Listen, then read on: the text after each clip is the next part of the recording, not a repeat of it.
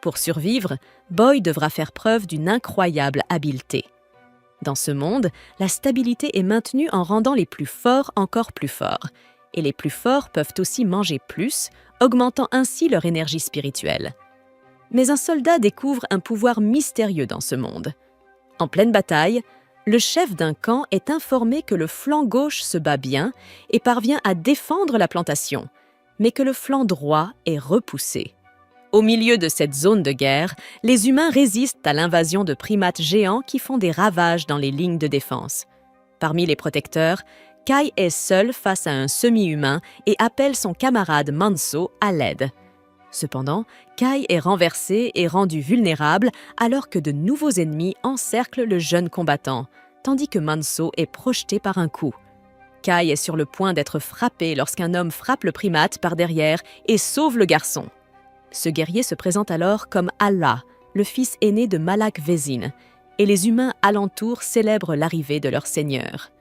Fatigué de l'invasion de Cé et singes, Allah ordonne aux ennemis de contempler la puissance du dieu de la terre qui réside en lui.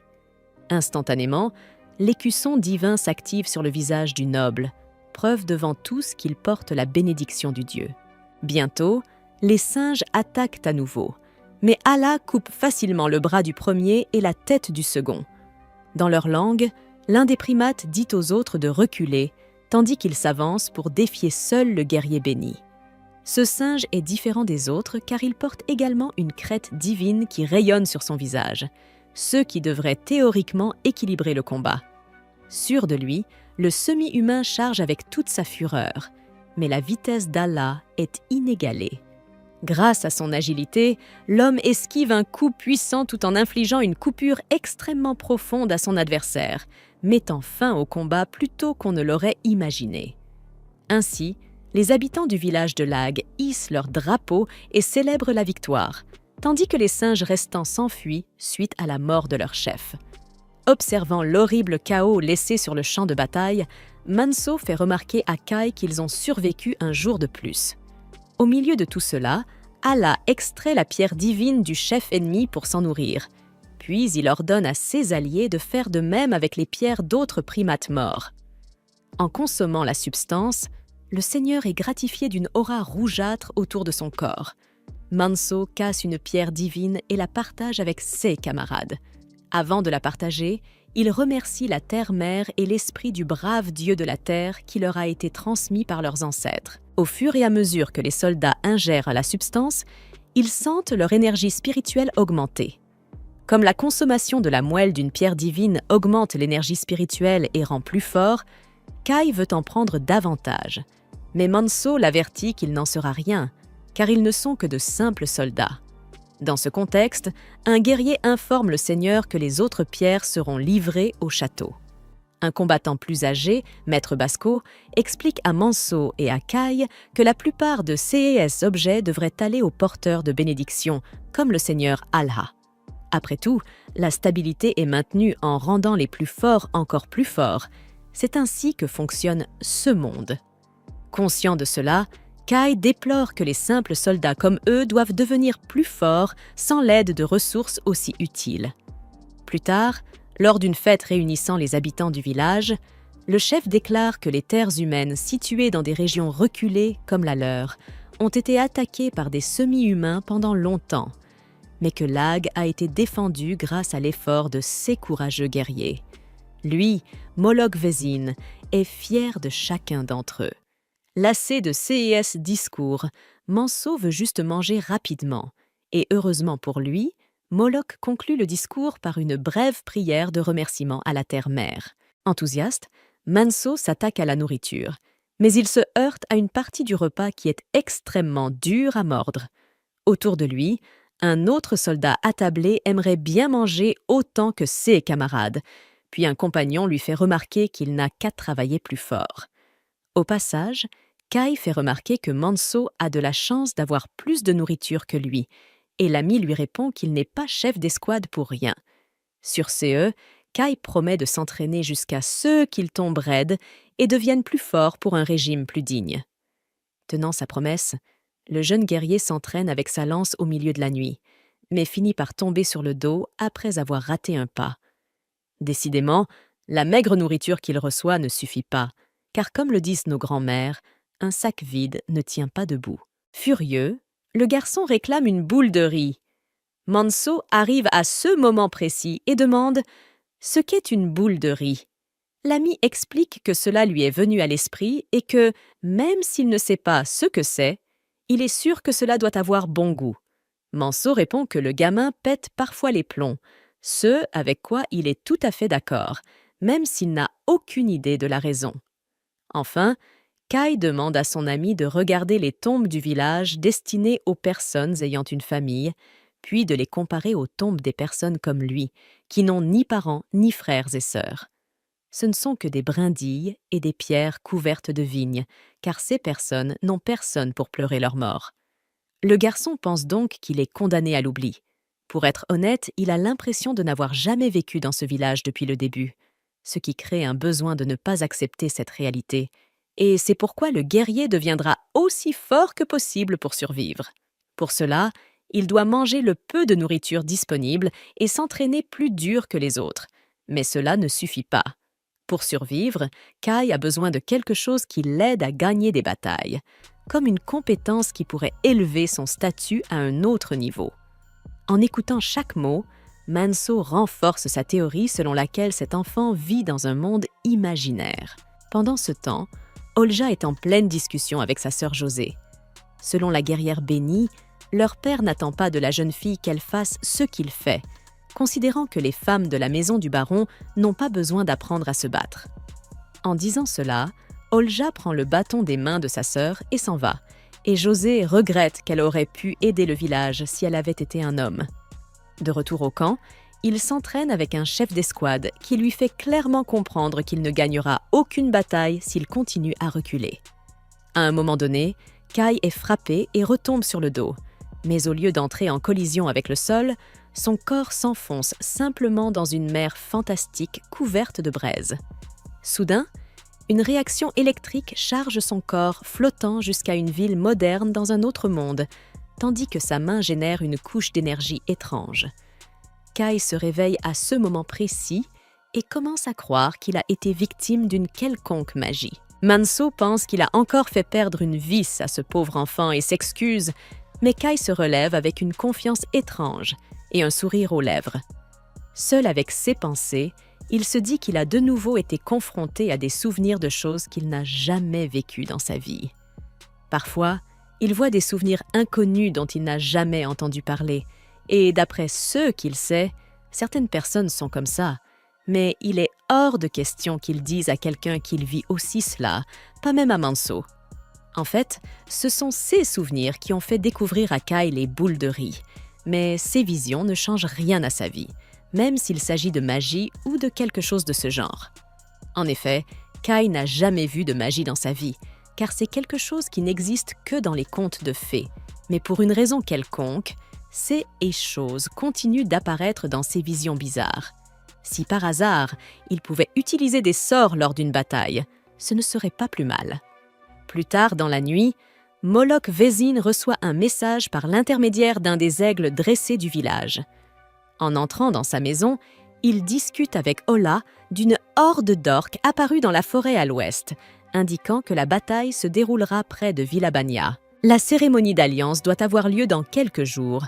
Villalag doit donc se dépêcher. Hier, c'étaient les singes, et maintenant les orques sont prêts à causer à nouveau des maux de tête. Moloch déplore que les soldats n'aient pas le temps de se reposer, mais son fils lui rappelle que c'est le devoir d'un soldat de marcher et de verser du sang pour défendre sa terre sans se poser de questions. Le chef affirme néanmoins que tous les villageois sont les enfants de Moloch. Incapable de dormir, Kai commente l'absurdité de produire des flammes avec sa main. Dans le lit à côté de lui, Manso veut comprendre quel voyage il est en train de faire, et Kai explique qu'il pensait à quelque chose comme un rêve éveillé. Manso dit que ce n'est peut-être pas un rêve, car il y a eu une fois un moine voyageur qui, sans signe de feu dans un endroit complètement sombre, a levé son doigt et a invoqué des flammes, l'utilisant comme s'il s'agissait d'une lumière. Impressionné, Kai demande si c'est bien vrai, et son ami lui répond que ce n'est qu'une histoire qu'il a entendue un jour. Le lendemain, Le jeune rêveur quitte le dortoir tôt le matin et réfléchit à ce qu'il a entendu avant de s'endormir. Peut-être que, pour une raison ou une autre, il pourrait aussi tirer du feu de ses doigts si cette chose magique utilise un pouvoir magique. Si c'est le Xia, d'après ce que l'on sait, cette activité est obtenue en rassemblant la puissance mystérieuse qui existe dans le monde, et le monde dans lequel vit Kai est également constitué d'une puissance mystérieuse. L'énergie spirituelle est présente dans chaque personne et augmente lorsqu'elle mange des pierres divines. Si une bonne quantité de cette énergie est rassemblée, le garçon pourra peut-être être surpris par quelque chose de spécial. Pour vérifier sa théorie, Kai se rend d'abord dans la plantation située à l'arrière du dortoir et tente d'invoquer du feu avec son doigt par une commande vocale, mais rien ne se passe. Ensuite, il tient son poignet avec l'autre main et concentre tout son esprit sur le doigt. Mais il semble que le simple désir ne suffise pas. La question est de savoir comment il peut rassembler l'énergie spirituelle. Considérant que cette énergie se trouve probablement à l'intérieur de sa poitrine, Kai concentre son esprit pour sentir cette zone de son corps et ressent une sorte de chaleur à l'endroit où sa pierre divine est censée se trouver. Se laissant emporter par cette chaleur, il pointe à nouveau son doigt vers l'avant pour tenter de tirer du feu, mais avec la force qu'il déployait, il était plus facile de lâcher sa crosse. Au milieu de tout cela, une légion d'orques marche vers l'ouest, laissant sur son passage une traînée de cadavres humains jusqu'à atteindre les environs de Villalag. Sans tarder, Maître Basco apprend par un message du baron de Villabania que l'espèce ennemie observe leurs mouvements depuis la forêt. Dans une action commune, les soldats des deux villages s'unissent pour enquêter dans les bois, et lorsque des orques sont aperçus à l'affût, un groupe d'éclaireurs humains avance sur eux, dont Kai et Manso font partie du bataillon. Manso transperce la poitrine de la première cible et l'assomme. Kai tente de garder l'équilibre au milieu de ce duel, mais finit par être touché par un camarade de Banya qui a été jeté sur lui. L'orque responsable s'approche lentement de sa prochaine victime, qui est coincée sous le soldat mort et ne peut se libérer. Mais juste au moment où il allait être tué, Kai est sauvé par de nombreuses flèches qui touchent le monstre. Furieux, Manso ordonne à Kai d'arrêter de faire des bêtises, tandis que le jeune combattant ressent une vive douleur à la jambe. Pendant ce temps, le seigneur Allah tire à travers les arbres de la forêt et enfonce la tête d'un orque dans le sol sans même avoir besoin de son arme. Au même moment, les autres cochons géants qui ont vu ce qui est arrivé à leurs copains s'enfuient et Allah se lance à leur poursuite. Un soldat pense à poursuivre l'ennemi à son tour, mais un collègue l'avertit que cela ne sert à rien car ils sont invisibles aux yeux du Seigneur. Manso est contraint de porter son partenaire blessé, qui s'excuse d'être à l'origine de ce problème. Soudain, un soldat prévient que le Seigneur Allah a laissé cette zone aux soldats, ce qui déroute le chef d'escouade puisqu'ils ont encore des orques dans le combat. Kai demande à son ami de le laisser là, mais bien sûr, Manso refuse et ramène le jeune homme à la base. Maître Basco ordonne au reste des escadrons de se disperser et de courir, afin que les orques ne puissent pas poursuivre tout le monde. Pour le malheur du jeune blessé, un orque les poursuit, lui et son compagnon, mais très lentement, juste pour s'amuser. Sachant que les deux mourront sur place si les choses restent en l'état, Kai demande à Manso de partir sans lui. Après tout, Manso ferait la même chose si c'était l'inverse. Attristé par la dure réalité, l'allié promet d'arracher les lianes de la tombe du garçon, puis s'enfuit. Enfin, lorsque Manso s'enfuit, Kai retourne dans l'œil de la tempête, où ses camarades fuient et meurent aux mains de semi-humains rivaux. Pendant ce temps, le jeune homme refuse de mourir, se le rappelant aussi souvent que nécessaire tandis que les souvenirs de sa vie défilent devant ses yeux. Bientôt, il s'arrête lorsqu'il sent la présence de son poursuivant et lui demande de cesser de se cacher et de l'affronter. En dernier recours, l'homme tente de lancer de la magie à partir de son doigt, mais rien ne se passe. Soudain, une machette vole vers le garçon, lui tranchant l'épaule et faisant jaillir de légères étincelles de son index. L'orque qui a lancé la machette se jette sur le garçon et l'agrippe fermement au cou. Mais Kai continue de refuser de mourir, ne voulant pas que son énergie spirituelle s'éteigne dans cet endroit. La poitrine du garçon se met alors à brûler si intensément qu'elle provoque des étincelles un peu plus fortes sur son doigt. Kai pointe son doigt vers l'ennemi et ordonne à la magie de feu d'apparaître. Et c'est exactement ce qui se passe. Une couche de flamme jaillit sur le visage du cochon géant avec une telle intensité qu'elle oblige la brute à relâcher l'humain.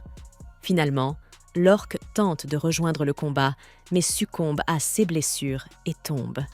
En regardant ce qui s'est passé, encore stupéfait, Kai est fier de lui, bien qu'il ne puisse pas contrôler le feu qui recouvre encore sa main et brûle son corps. Pour ne rien arranger, il s'effondre sur le sol sans savoir pourquoi, et un frisson commence à s'emparer de son corps, comme si sa vie s'épuisait à force d'avoir utilisé trop d'énergie spirituelle. Cela fait penser à Kai qu'il pourrait mourir sur place. Mais puisqu'il a réussi à allumer le feu, il imagine qu'il pourrait aussi éteindre ceux qui restent sur son doigt, peut-être avec de l'eau. De plus, cela lui rappelle que l'énergie spirituelle coule comme l'eau et qu'il faut fermer la porte imaginaire pour endiguer le flux. Comme si cela ne suffisait pas, l'orque parvient à se lever et se lance à la poursuite du garçon. Face à cette pression de vie ou de mort, Kai ferme les portes de son esprit et arrête le flux d'eau qui entretient la flamme sur son doigt. Cependant, encore faible, le garçon est emporté par le cochon sans pouvoir réagir. Bien qu'il puisse à peine voir à cause de ses blessures, l'orque emmène sa victime vers une falaise pour le tuer comme il le mérite, mais comme il allait mourir de toute façon, Kai prend un dernier souffle et entaille le ventre de son adversaire avec son couteau. Dans ce mouvement, tous deux tombent de la falaise et plongent dans l'eau qui les attend en contrebas.